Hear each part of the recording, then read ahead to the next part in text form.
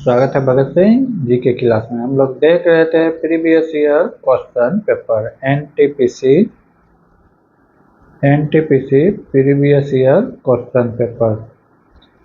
तो आगामी एग्जाम में जो चल रहा है 5 जून से 24 जून तक जो चलेगा, उसके लिए बहुत ही फायदेमंद साबित होने वाला है जिसका एग्जाम नहीं हुआ है, क्योंकि ये भी एग्जाम टीसीएस द्वारा कंडक्ट कराया जा रहा है। तो इसके 24 नंबर क्वेश्चन तक हम लोग पिछले क्लास में देख चुके थे, आज 25 नंबर से देखेंगे। अगर इसका पीडीएफ लेना चाहते हैं तो हमारे टेलीग्राम चैनल भगत सिंह जी के क्लास से जुड़े। एक क्वेश्चन है 10/11/1/2021 के सेकेंड शिफ्ट के क्वेश्चन पेपर हैं, ठीक है, ग्रेजुएट लेवल के जो एनटीपीसी के एग्जाम हुए थे उनके। तो देखते हैं आज का पहला क्वेश्चन। आज का पहला क्वेश्चन है फोटोन का पूर्ण रूप क्या होता है, full form of the photon. ठीक है, फोटोन का पूर्ण रूप होता है फार्मूला ट्रांसलेशन। क्या होता है? फार्मूला ट्रांसलेशन होता है। क्या होता है? Formula translation. फोटोन जो एक कंप्यूटर का हाई लेवल लैंग्वेज है, यानी उच्च स्तरीय भाषा है। कैसा भाषा है? उच्च स्तरीय भाषा है। ठीक है, उच्च स्तरीय भाषा है, लैंग्वेज है। किसका? कंप्यूटर का। फोटोन हो गया, कोबाल हो गया, ये सब क्या है? तो उसी का लैंग्वेज है। फोटोन का काम क्या होता है? फोटोन का काम होता है कि जैसे गणित वाला सिस्टम हो गया, बीज गणित पर आधारित प्रोग्राम जो होता है, उससे बहुत ही कम समय में और बहुत एक्यूरेट, बहुत कम समय में, जितना मनुष्य आधा घंटा लेगा समय, तो ये 10-15 सेकंड में कर देगा। तो कम समय लेता है, ठीक है, बीज गणित का प्रॉब्लम सॉल्व करने में। ठीक है, इससे साइंस डेवलपमेंट में भी काम आता है, यानी कि क्या कहते हैं उसको, वैज्ञानिक कार्य में भी ये काम आता है। ठीक है, प्रोग्राम इससे बनाया जाता है। अगर इसका कंप्यूटर भाषा के विकास की बात किया जाए कि फार्मूला ट्रांसलेशन जो कोबाल्ट यानी फोटोन है, इसका आविष्कारक कौन था? इसका आविष्कारक था विकास जे.डब्ल्यू. बेगम। किसने? जे.डब्ल्यू. बेकम। कौन था? जे.डब्ल्यू. बेकम। कब? तो 1987 में किया, 1957 में किया था। कब किया था? 1957 में इस भाषा का यानी कि विकास किया था। ठीक है, कंप्यूटर का और भाषा है कोबाल, COBOL, कोबाल।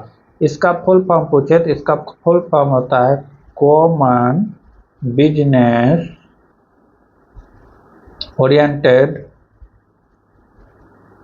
Oriented language.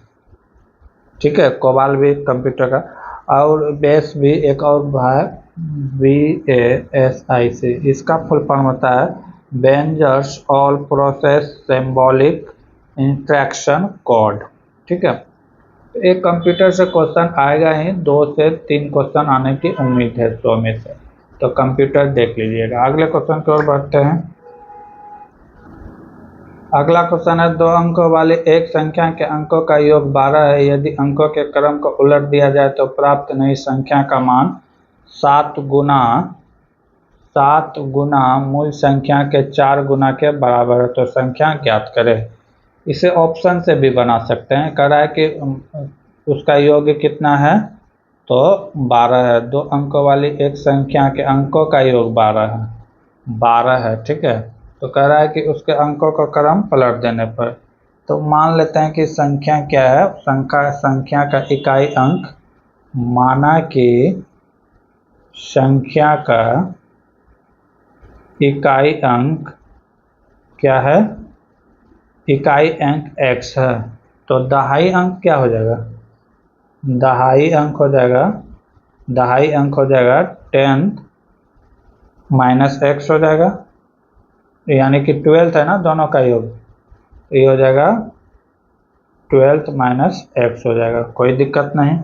अब क्या करा है कि यदि अंकों का क्रम उलट दिया जाए तो प्राप्त संख्या 7 गुना हो जाता है मूल संख्या का। तो अभी अगर हम मूल संख्या देखें तो मूल संख्या क्या आएगा? मूल संख्या क्या हो जाएगा?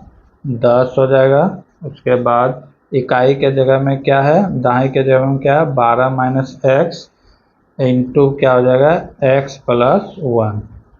ठीक, इसको अगर सॉल्व करेंगे तो क्या हो गया, 120 माइनस 10x प्लस x।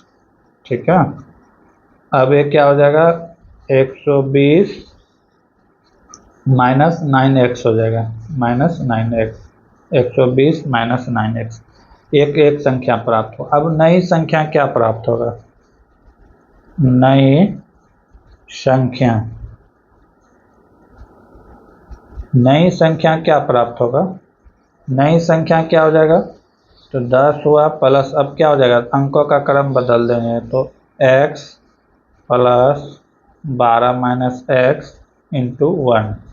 ठीक है, तो ये कितना हो जाएगा, ये हो जाएगा 10x प्लस 12 माइनस एक्स, तो ये x इधर आके माइनस हो जाएगा तो क्या हो जाएगा, 9x प्लस 12, दूसरी संख्या a प्राप्त हुआ।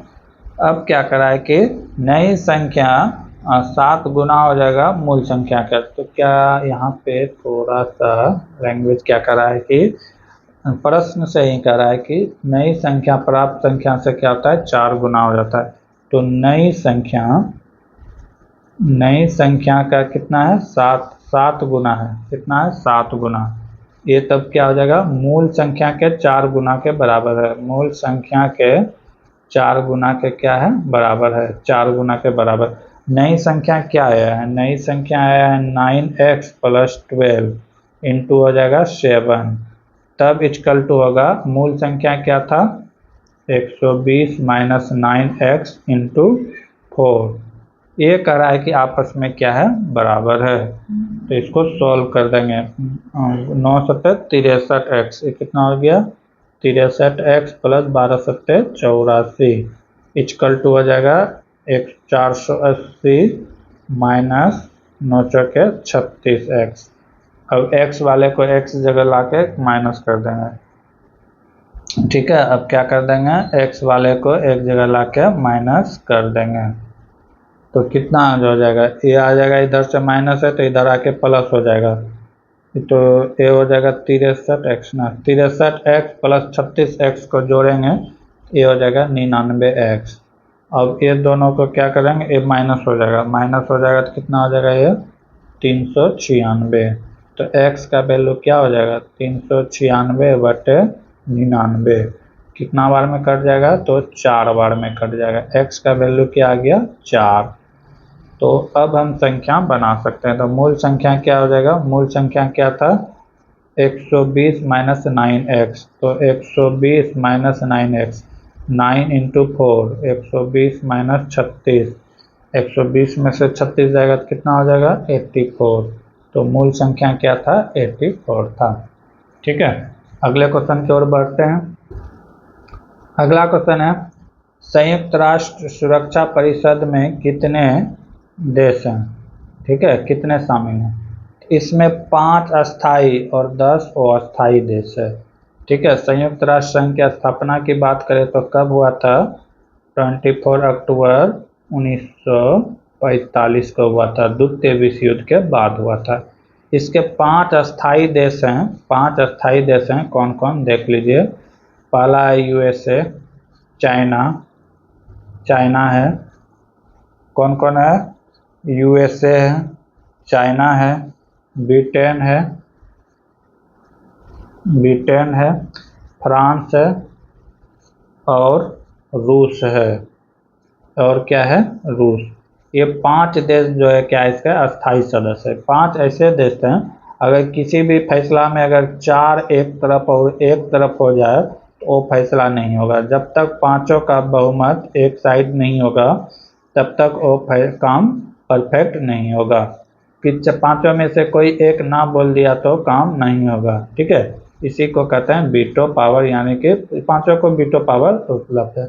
और अस्थाई सदस्य कितने हैं, तो ये 10 होते हैं, हर एक 2 साल में इसका कार्यकाल 2 साल का होता है अस्थाई सदस्य का। ठीक है, भारत अब तक 8 बार इसका सदस्य बन चुका है अस्थाई का। ठीक है, कितने बार, 8 बार। इसके सदस्य बन चुके हैं। ठीक है, इसके अंतर्गत आता है विश्व के सबसे बड़े पुलिस, कह सकते हैं पुलिस मैन भी कहा जाता है। ठीक है, क्योंकि ये दुनिया का रक्षा बनाए, यानी कि अंतर्राष्ट्रीय शांति, कोई देश आपस में लड़े नहीं झगड़े नहीं, इन सब बातों पर यह ध्यान रखता है। ठीक है, अगले क्वेश्चन की ओर बढ़ते हैं। अगला क्वेश्चन है विश्व स्वास्थ्य संगठन का मुख्यालय कहाँ है? विश्व स्वास्थ्य संगठन का मुख्यालय कहाँ है? तो जेनेवा है। कहाँ? जेनेवा, स्विट्जरलैंड की राजधानी जेनेवा में है। ठीक है, विश्व स्वास्थ्य संगठन की स्थापना की बात करें तो कब किया गया था? 7 अप्रैल 1948 को किया गया था। कब? 7 अप्रैल 1948 को।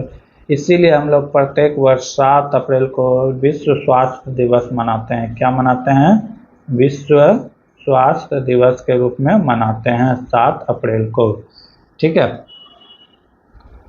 क्या मनाते हैं? तो विश्व स्वास्थ्य दिवस के रूप में मनाते हैं। ठीक है, वर्तमान में इसमें कितने देश इसके यानी कि सदस्य हैं? तो 194 है। कितना है?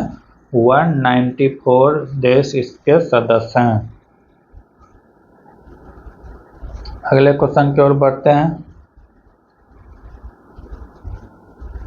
अगला क्वेश्चन है सर्व शिक्षा अभियान भारत सरकार का एक प्रमुख कार्यक्रम है जिसके तहत देश के आयु के वर्ग के बच्चे को मुफ्त व अनिवार्य शिक्षा प्रदान किए जाना और उनका मौलिक अधिकार घोषित कर दिया गया है।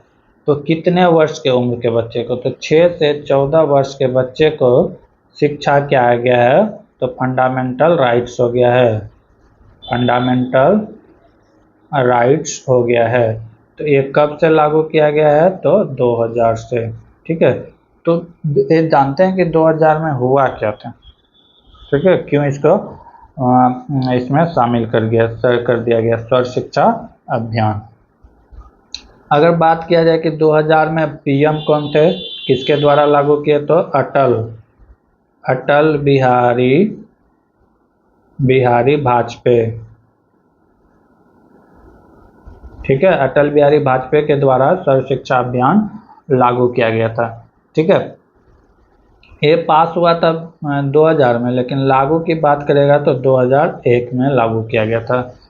ठीक है, इसमें क्या था कि प्रारंभिक स्तर पर 6 से 14 वर्ष के बच्चे को निःशुल्क शिक्षा दिया जाएगा। निःशुल्क शिक्षा दिया जाएगा, कोई भी फीस नहीं लिया जाएगा, और ये बच्चे का क्या होगा? तो यह मौलिक अधिकार होगा।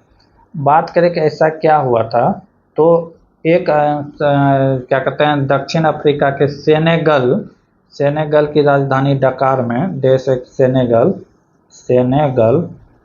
की राजधानी कहाँ है? तो डकार है। डकार में एक विश्व शिक्षा सम्मेलन हुआ था। क्या हुआ था? विश्व शिक्षा सम्मेलन हुआ था, जिनमें से कि विश्व के सभी देशों ने भाग लिया था, और प्राइमरी एजुकेशन में 6 बिंदु पर बात हुआ था। कितना? 6 बिंदुओं पर बात हुआ था, चर्चा किया गया था। इन 6 बिंदुओं पर ध्यान में रखते हुए भारत सरकार द्वारा 2000 ईस्वी में सर्व शिक्षा अभियान शुरू किया गया। क्या शुरू किया गया? सर्व शिक्षा अभियान शुरू किया गया, जिसके तहत कि 6 से 14 वर्ष के आयु के बच्चे को निःशुल्क शिक्षा देने का प्रस्ताव रखा गया था। ठीक है, ये क्वेश्चन पूछता है, और ये कहाँ पे रखा गया है? तो 21 के को में रखा गया है। सर्व शिक्षा अभियान को कहाँ रखा गया है अनुच्छेद में? तो 21 के को में रखा गया है। मौलिक अधिकार है, इसे कोई छीन नहीं सकता है। अगले क्वेश्चन की ओर बढ़ते हैं। अगर संशोधन पूछेगा तो 46वां संशोधन, 86 अमेंडमेंट। अगले क्वेश्चन की ओर बढ़ अगला क्वेश्चन है एक परीक्षा में मोहित ने पूर्णांक में से 30 अंक प्राप्त किए और लेकिन 25 अंकों से फेल हो गया। क्या करा है? कोई है मोहित, ठीक, 30% अंक लाता है, 30% अंक लाता है, लेकिन 25 अंकों से अनुत्तीर्ण हो जाता है। यानी कि 25 अंक और ये लाता तो क्या हो जाता? पास हो जाता। क्या हो जाता? पास हो जाता है। लेकिन अन्य छात्र जिसने 38%, एक अन्य स्टूडेंट है जो कि 38% अंक लाया, और कह रहा है कि प्राप्त अंकों से उत्तीर्ण होने के लिए आवश्यक से 15 अंक अधिक है। अगर ये 15 अंक कम भी लाता फिर भी ये क्या हो जाता, पास हो जाता। तो उत्तीर्ण होने के लिए आवश्यक अंक कितने प्रतिशत चाहिए, तो पूछ रहा है कि उत्तीर्ण होने के लिए कितने अंक प्रतिशत चाहिए। तो ऐसे सवाल जब भी आए तो इसमें क्या करते हैं कि परसेंटेज वाला को एक जगह और नंबर वाले को एक जगह लिखते हैं। परसेंटेज है इसको माइनस कर देते हैं, जब इसको घटाएंगे तो कितना हो जाएगा 8%। इसको क्या करते हैं, अंक जब पास फेल वाला आ रहे हैं तो इसको जोड़ देना है। कब जोड़ना है, जोड़ कब करना है, जब पास और फेल दोनों हो, ठीक है, पास फेल दोनों हो तब जोड़ना है। या फिर घटाना कब है, घटाना रहेगा जब फेल फेल रहेगा, फेल फेल रहेगा या फिर पास पास रहेगा, दोनों अगर सेम रहेगा तो क्या करना है, घटाना है। तो यहाँ पे डिफरेंट है, एक पास हुआ एक फेल है, तो ये क्या कर देंगे, दोनों को जोड़ देंगे तो कितना हो गया 40 हो गया। 8% का वैल्यू हो गया 40। तो हम किसी एक को भी निकाल लेंगे, तो जैसे मान लेते हैं कि 30% का निकाल लेते हैं, तो 30% बराबर क्या हो जाएगा, मान लिया x कर देंगे तिरछा तिरछी गुना, कितना हो गया 40 इंटू 30/8, कितना बार में कटेगा 5 बार में, कितना हो गया 15 गुना 150, 150 हो गया 30 अंक, 30%। और 25 अंक लाता तब पास होता, तो इसमें 25 अंक क्या कर देंगे और जोड़ देंगे तो कितना हो गया 175। 175 नंबर लाने से पास हो जाता। लेकिन यहाँ पे पूछ क्या रहा है, परसेंटेज पूछ रहा है। क्या पूछ रहा है, परसेंटेज। तो यहाँ से हम परसेंटेज निकाल सकते हैं कि अगर 8% बराबर 40 है तो 100% बराबर की, यानी कि फुल मार्क्स कितना का हुआ होगा, यही ना। तो कर लेते हैं, 8% का मान कितना है, 8% का मान है 40, तो 100% बराबर क्या हो जाएगा, 100% बराबर क्या हो जाएगा, मान लेंगे x 40 इंटू 100/8, 8 से कितना बार में कटेगा 5, 5 इंटू 100 500। तो फुल मार्क्स कितना का था, तो 500 का था। टोटल मार्क्स कितना का था, तो 500 का था। तो 500 का 170 निकाल देंगे, 170 इंटू 100/500 कितना बार में कटेगा, 0000 चला जाएगा, 5 से कितना बार में कटेगा, 5 तिया 15 बचा 3, 5 तिया 15, यानी कि 35% लाना होगा। कितना परसेंट, 35% लाना होगा, तभी वो पास होगा। अगले क्वेश्चन की ओर बढ़ते हैं। अगला क्वेश्चन है, FSSAI द्वारा निम्नलिखित में किस IIT को 7 ईट राइट कैप्स में से एक के रूप में घोषित किया गया है। तो कौन है, IIT गांधीनगर। IIT गांधीनगर कहाँ है, तो गुजरात में। कहाँ है, IIT गुजरात में। अगले क्वेश्चन की ओर बढ़ते हैं। अगला क्वेश्चन है, इनमें से कौन सा 1853 में अंग्रेजों द्वारा भारत के लिए सबसे महत्वपूर्ण योगदानों में से एक, जिसने लोगों को लंबी दूरी की यात्रा करने में सक्षम बनाया। तो 1853 में तो वायु मार्ग नहीं था, तो रेल मार्ग होगा। क्या होगा, रेल मार्ग। अगर 1853 की बात करें, 1853 की, तो उस समय ब्रिटिश गवर्नर कौन था, गवर्नर जनरल कौन था, तो लॉर्ड डलहौजी था। कौन था, लॉर्ड डलहौजी, डलहौजी था, ठीक है। डलहौजी ने उस समय भारत में एक महत्वपूर्ण कार्य किया था, रेल मार्ग बिछाने का, आप लोग पढ़े भी होंगे। तो पहली बार जो है भारत में रेल जो बिछाया गया था वो 1849 में बिछाया गया था। कहाँ से, तो कलकत्ता, कलकत्ता और रानीगंज के बीच, रानीगंज के बीच बिछाया गया था। लेकिन यह इसमें ट्रेन नहीं दौड़ी थी। ट्रेन कब दौड़ी, तो 16 अप्रैल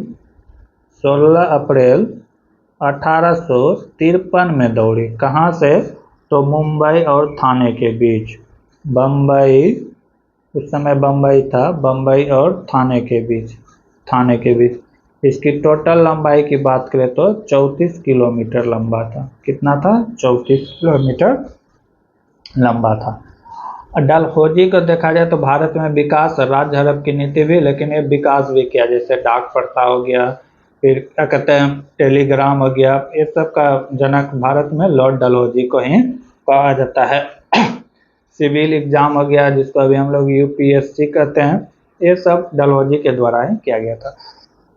अगर देखा जाए कि भारत में रेल का विकास काल कब था, रेल का विकास काल, विकास काल समय क्या था, वो डलहौजी का शासनकाल था, और उसके बाद जो लॉर्ड रिपन आए थे, यानी कि 1849 से लेकर 1864 के बीच एक काल भारत में रेल बहुत विकास किए थे। अगर लॉर्ड डलहौजी की बात करें तो 1848 में आए थे और 1856 में चले गए थे। कब? 1856 में चले गए थे। उसके बाद आया था लॉर्ड कैनिंग, जिसके शासनकाल में जो क्या हुआ था कि 1857 जैसी महान क्रांति हुआ था। ठीक है। अगर भारत पूछा जाए कि भारत की पहली हेरिटेज ट्रेन का नाम क्या था, हेरिटेज ट्रेन का नाम क्या था, तो उसका नाम था फेरी क्वीन। क्या नाम था?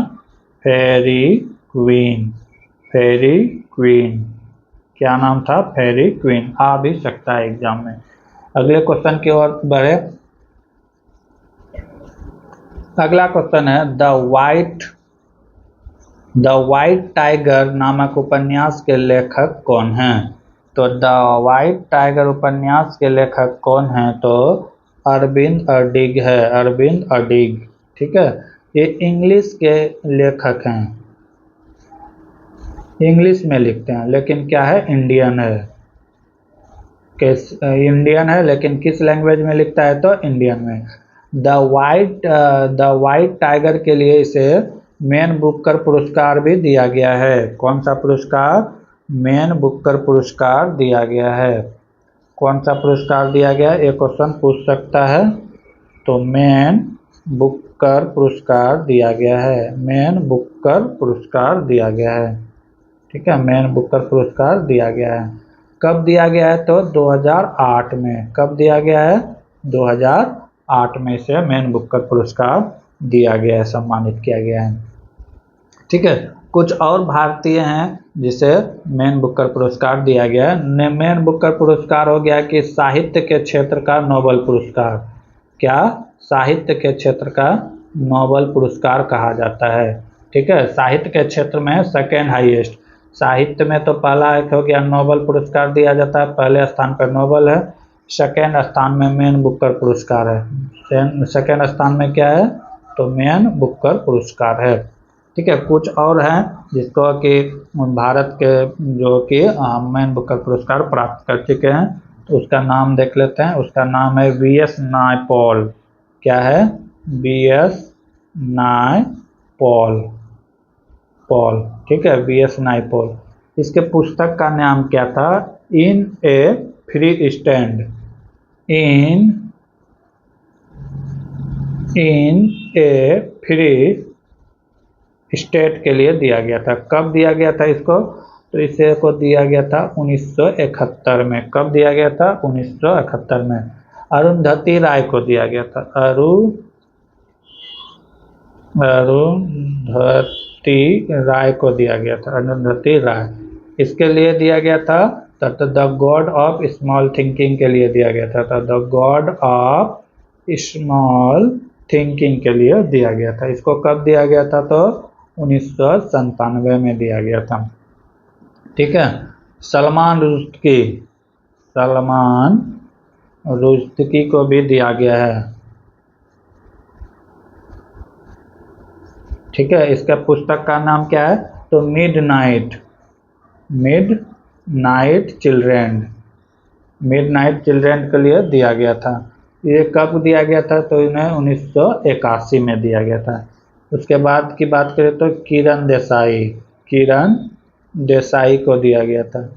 किरण देसाई को कब दिया गया था? तो इसे 2006 में दिया गया था। किसके लिए? The inheritance of loss. किसके लिए? The the inheritance of loss के लिए दिया गया था। तो इतने भारतीयों को अभी तक मैन बुकर पुरस्कार मिल चुके हैं। अगले क्वेश्चन की ओर बढ़ते हैं। क्वेश्चन क्या कर रहा है, 16 पुरुष एक कार्य को 12 दिन में कर सकता है। तो कुल कार्य निकल जाएगा, कुल कार्य क्या हो जाएगा, 12 गुना 16 कितना हो गया, 12 गुना 16 टोटल कार्य हो गया।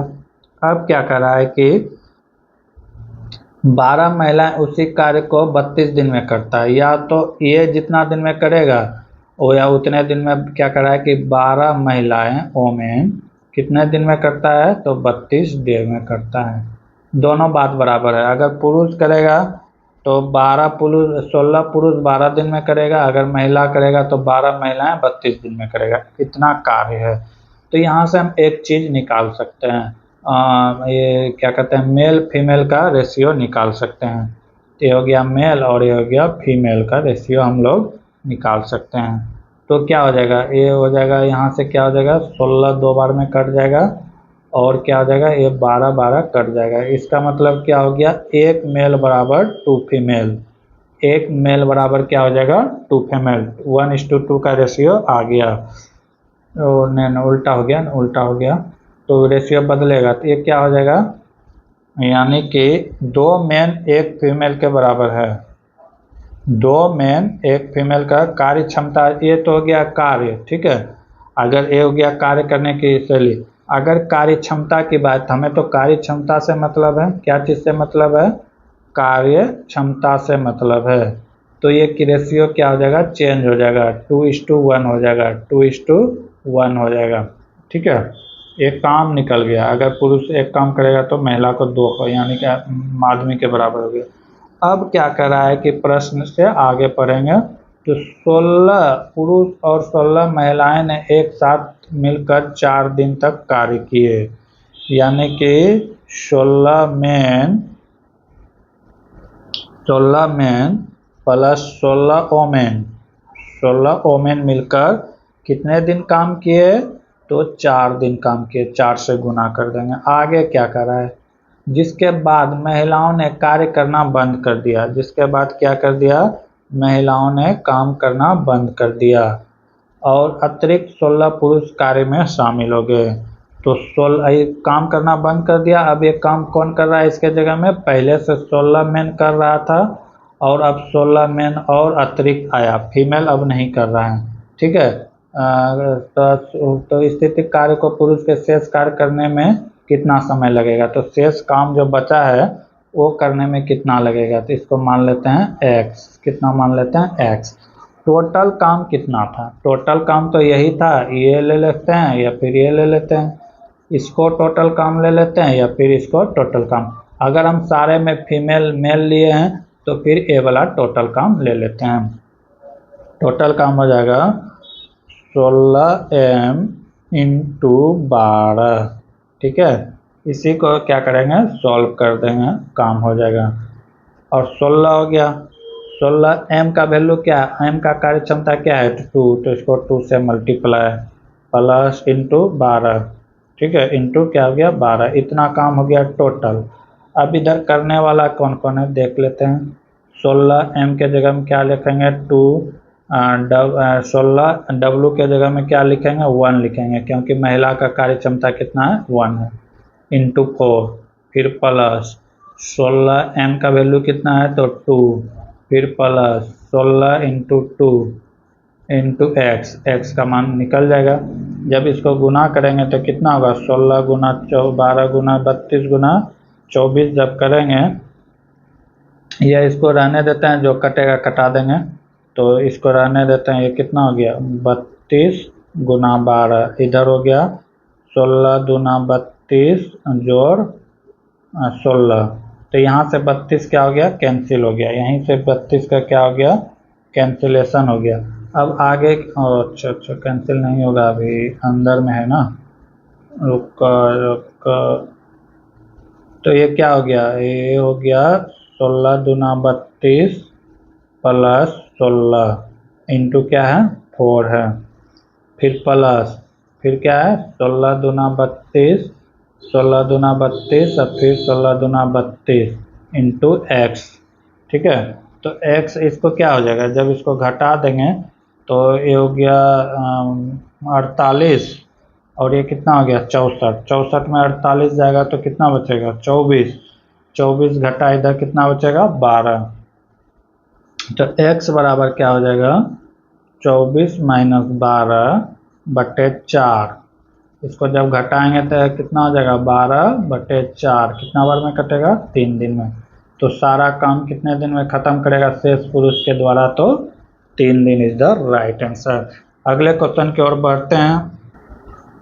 अगला सवाल है, मुकुंद ने 10% वार्षिक दर से साधारण ब्याज में 2.5 वर्ष के लिए यानी 1.2 वर्ष के लिए राशि उधार ली। स्नेहा ने समान अवधि के लिए चक्रवृद्धि ब्याज पर ली। ठीक है, अर्धवार्षिक चक्रवृद्धि ब्याज पर, एक लिया साधारण ब्याज पर और एक लिया चक्रवृद्धि ब्याज पर। समान दर पर समान राशि उधार ली। यदि स्नेहा ने ब्याज के रूप में मुकुंद से 61 रुपये अधिक भुगतान किया तो उनमें से प्रत्येक ने कितनी राशि उधार ली थी। क्या कह रहा है कि दो आदमी है, कौन है, एक मुकुंद है और एक कौन है, तो स्नेहा है, स्नेहा। ठीक है, कह रहा है कि दोनों ने सेम राशि ली, राशि क्या है सेम है। ठीक, रेट भी क्या है, रेट भी क्या है सेम है, रेट भी क्या है सेम है। टाइम भी क्या है, टाइम भी बोल रहा है सेम है। ठीक, लेकिन ये लिया है मुकुंद लिया है साधारण में सिंपल इंटरेस्ट, लेकिन ये लिया है कंपाउंड इंटरेस्ट में। अब कह रहा है कि लेकिन इससे 61 रुपया ज़्यादा रुपया भुगतान किया है। मान लेते हैं मुकुंद किया 5000, तो ये कर रहा है कितना 5061 रुपये भुगतान कर रहा है, 61 रुपये भुगतान कर रहा है ज़्यादा। तो 61 रुपया क्या है, यही तो है CI और SI का अंतर है, CI और SI का अंतर है। तो समझ गए कि SI का अंतर क्या है, SI और CI का अंतर है, CI का अंतर है क्या 61 रुपये, 61 रुपये अंतर है। तो हम यहाँ से भी सवाल को बना सकते हैं, यहाँ से भी सवाल को बना सकते हैं। देखते हैं किस तरह बनेगा।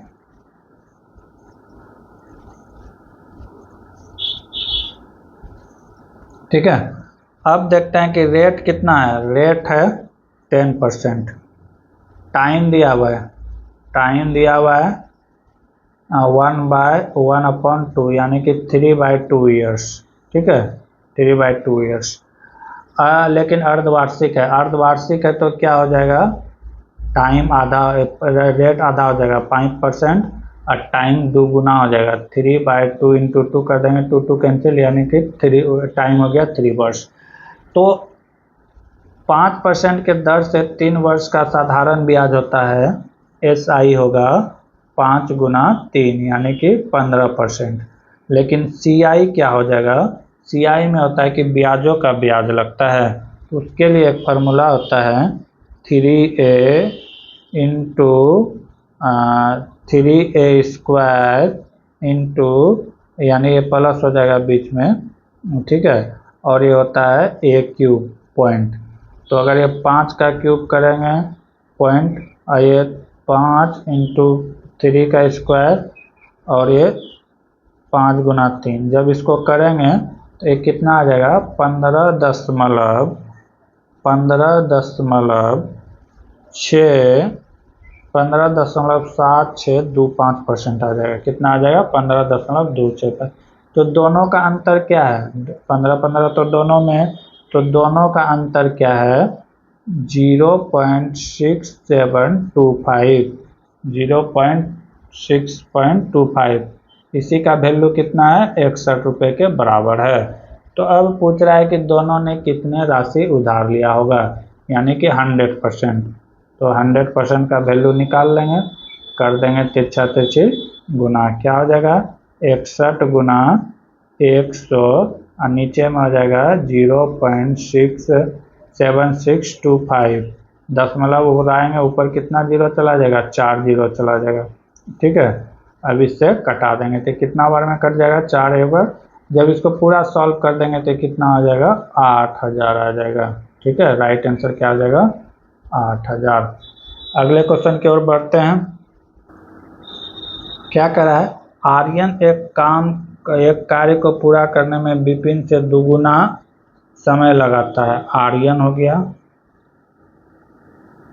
आर्यन हो गया, और कौन है, विपिन हो गया, विपिन हो गया। ठीक, करा कि 2 गुना कार्य लगाता है। समय की बात किया जाए तो इसमें कोरी टाइप का कौन है, तो आर्यन। आर्यन 2 दिन लगाता है तो विपिन 1 दिन लगाता है। ठीक है, जब कार्य क्षमता की बात आएगा तो कार्य क्षमता में क्या आता है, समय का रेशियो बदल जाता है। कार्य क्षमता की बात आएगा तो फिर क्या हो जाएगा, रेशियो बदल जाएगा। क्या हो जाएगा, 2:1 हो जाएगा, 2:1 हो जाएगा। अब कह रहा है कि दोनों मिलकर अगर कार्य करता है, दोनों मिलकर कार्य करता है तो 2 दिन में पूरा हो जाता है, यानी कि दोनों का रेशियो क्या हो जाएगा, प्लस। टोटल कितना हो गया, 3 दोनों मिलकर करता है तो 2 दिन में काम खत्म हो जाता है। तो पूछ रहा है क्या पूछ रहा है सवाल में, तो उस कार्य को विपिन उस कार्य को करने में कितना दिन लगाएगा। तो विपिन की कार्य क्षमता हम देखें तो विपिन की कार्य क्षमता कितना है, 1 है।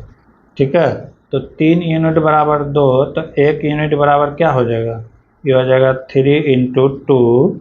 अब आय क्या हो जाएगा, 2 2 क्या हो गया, कैंसिल, 3 दिन। अकेला काम करेगा तो कितना दिन में करेगा, 3 दिन में कंप्लीट करेगा। कौन, तो विपिन।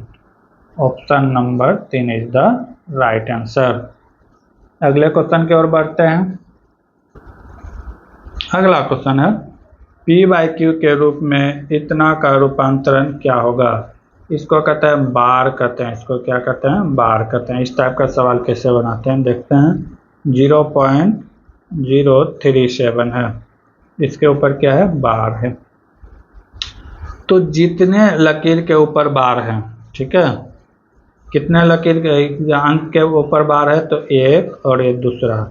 जितने लकीर के ऊपर बार है उतना नीचे 9 लिखेंगे, और जितने के ऊपर बार नहीं है, दशमलव के बाद देखना है। कब देखना है, तो दशमलव के बाद देखना है, दशमलव के बाद वाला से देखना है। तो कितने अंक पर नहीं है, तो 1 अंक पर 0 नहीं है, इस पे यानी कि बार नहीं है, तो उतना 0 बैठा देंगे। ठीक है, बैठा दिए।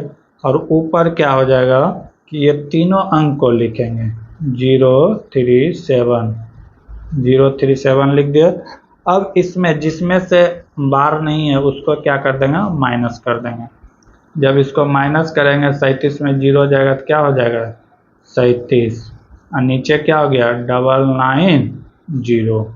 ठीक है, तो इसका राइट आंसर क्या हो जाएगा, 37009 is the right answer. Option number 3 is the right answer. अगले क्वेश्चन की ओर बढ़ते हैं। प्रथम पंचवर्षीय योजना डैश में भारत सरकार ने देश के अर्थव्यवस्था को गरीबी के चक्र से बाहर निकालने से संबंधित प्रयास किए थे। कह रहा है कि प्रथम पंचवर्षीय योजना का कार्यकाल बताना है। तो प्रथम पंचवर्षीय योजना का कार्यकाल कब है, तो 1951 से 56। इसकी स्थापना किया गया था 15 मार्च 1950 को। कब किया गया था, 15 मार्च। योजना की शुरुआत कब हुई थी, 15 मार्च 1951 को इसकी स्थापना किया गया था। ठीक है, तो पहला ये 5 साल का टर्म था, 5 साल में सरकार किस क्षेत्र में काम करना है ये सब देखना था। अगर ये पूछा जाए कि प्रथम पंचवर्षीय योजना किस मॉडल पर आधारित था, ठीक है, अगर पूछा जाए तो ये किस मॉडल पर आधारित था, तो हेराल्ड मॉडल पर था। हेराल्ड डोमर मॉडल पर आधारित था। ठीक है, इसकी अध्यक्षता किसके द्वारा प्रस्तुत की गई थी, तो जवाहरलाल नेहरू, भारत के प्रथम प्रधानमंत्री। ठीक है, प्रथम पंचवर्षीय योजना कृषि पर ध्यान दिया गया था। किस पर, कृषि पर, क्योंकि उस समय भारत में बहुत बड़ा खाद्य समस्या था, खाने पीने का बहुत ही दिक्कत था, उस समय की बात है। ठीक है। दूसरी पंचवर्षीय योजना की बात करें तो 56 से 61 तक जाता है। दूसरी की बात करें तो 56 से 61। दूसरी पंचवर्षीय योजना में औद्योगिक धंधा पर ध्यान दिया गया था, उद्योग धंधा पर, जैसे राउरकेला हो गया, भिलाई हो गया, बोकारो स्टील प्लांट हो गया, ये सब जो है कि स्थापना किया गया था दूसरे पंचवर्षीय योजना में। ठीक है। अगर पूछा जाए कि दूसरे पंचवर्षीय योजना का किस मॉडल पर आधारित था, तो पीसी महानबोलिस, कौन से, प्रशांत चंद्र पीसी महानबोलिस कहते हैं उसको, पीसी महानबोलिस, महालनोबोलिस, पीसी प्रशांत चंद्र बोलिस द्वारा विकसित किया गया मॉडल था। ठीक है, दूसरा पंचवर्षीय योजना। तो दूसरा पंचवर्षीय योजना में क्या था कि कृषि पर यानी कि उद्योग धंधा पर ज़्यादा ध्यान दिया गया था। ठीक है। तीसरे पंचवर्षीय योजना खराब रहा, क्योंकि उस समय भारत के साथ 1961 में और 1965 में युद्ध हो गया था चाइना के साथ और पाकिस्तान के साथ, और सूखा भी पड़ा था, तो विफल रहा था तीसरी पंचवर्षीय योजना। कृषि पंचवर्षीय योजना की बात किया जाए तो कृषि और उद्योग दोनों को साथ लेकर चला गया था। ठीक है। बाकी की क्वेश्चन देखेंगे अगले क्लास में, तब तक के लिए जय हिंद जय भारत।